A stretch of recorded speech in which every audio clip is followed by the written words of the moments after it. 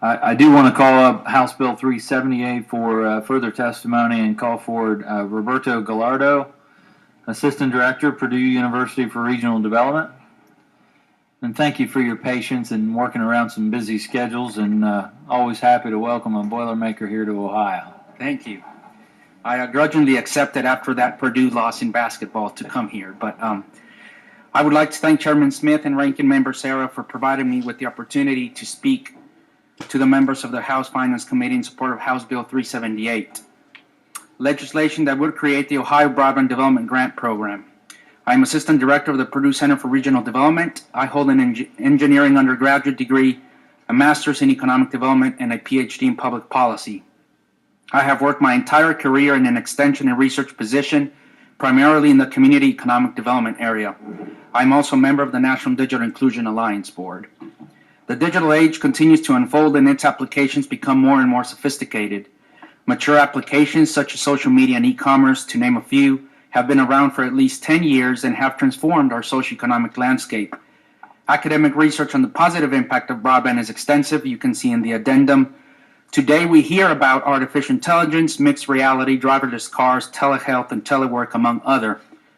These newer applications will not only continue to disrupt the current context, but have a tremendous potential to increase the quality of life for anybody that has access to the technology as well as the know-how. The common denominator of these applications, of course, is broadband. Not only access, but affordability and use as well. In the 10 years I have been working with rural communities across the country, helping them transition to, plan for, and prosper in the digital age, the digital divide is the #1 threat to their community economic development. The digital divide exists between those that have access, can afford, and leverage the technology compared to those that cannot. Public Policy 101 dictates that an agreement on the problem is the critical first step. For this reason, I developed the Digital Divide Index at the census level, census tract level, or neighborhood level, ranging from 0 to 100, where a higher score means a larger divide. The DDI discussed today is from 2015, since one FCC data set needed for 2016 has not yet been published. As you can see on your map, I looked at Ohio census tracts and neighborhoods, and out of the approximately 11.5 million Ohio residents in 2015, 2.3 million, or about 20%, lived in neighborhoods where the divide was the highest. Moreover, of these, about 900,000, or 38%, lived in rural areas versus less than 7% in urban neighborhoods, clearly highlighting a rural-urban divide. About 27% of those in prime working age, ages 25 to 54, in the neighborhoods with the highest divide were not in the labor force, compared to 13% in neighborhoods with the lowest divide. More worrisome, however, is that a third of households in neighborhoods with the highest divide had children. In other words, approximately 500,000 children in Ohio lived in neighborhoods where the digital divide was highest. In my experience, communities that implement digital inclusion strategies tend to look inward, leveraging existing assets for development purposes, but more importantly, understand that their communities are creative and talented, and that this creativity and talent needs to be plugged into the digital economy. They are aware of issues and challenges associated with the digital divide, such as privacy and security concerns, and take steps to mitigate their impact. They understand that developing a knowledge workforce begins at a younger age and strive to create a pipeline throughout K through 12. They take proactive steps to manage their online reputation, and they ensure coordination among community-anchored institutions and businesses to increase digital skills and access to connectivity and devices. The DDI is a pragmatic and descriptive tool designed to increase awareness. Variables included in the index range from percent population without access to fixed 25.3 to average advertised download and upload speeds. More information, you can find it on the report. Before I wrap up, let me expand a little bit on why average advertised speeds were included in the DDI. Speed is becoming extremely important as broadband applications become more sophisticated. As other regions in the world have access to faster speeds, the web and its applications evolve accordingly. For example, try browsing the web today using dial-up. Not even streaming videos, just browsing the web.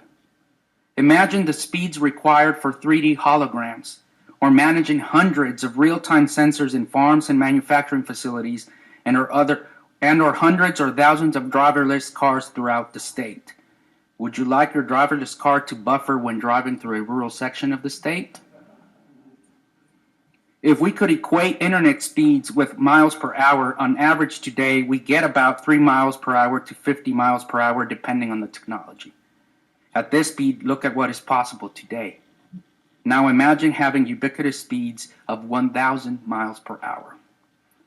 What applications will surface then? I commend this bill for requiring the minimum broadband speed of 25.3. However, I strongly believe that aiming at the minimum speed today is like trying to drive a car through the rear view mirror. To wrap up, remember that asking why do I need faster internet is like asking why electricity if I already use candles. Nobody envisioned what electricity would bring. We are only starting to see what faster internet can bring. More importantly, investments in infrastructure need to be paired with digital inclusion efforts, including, but not limited to, improving digital literacy.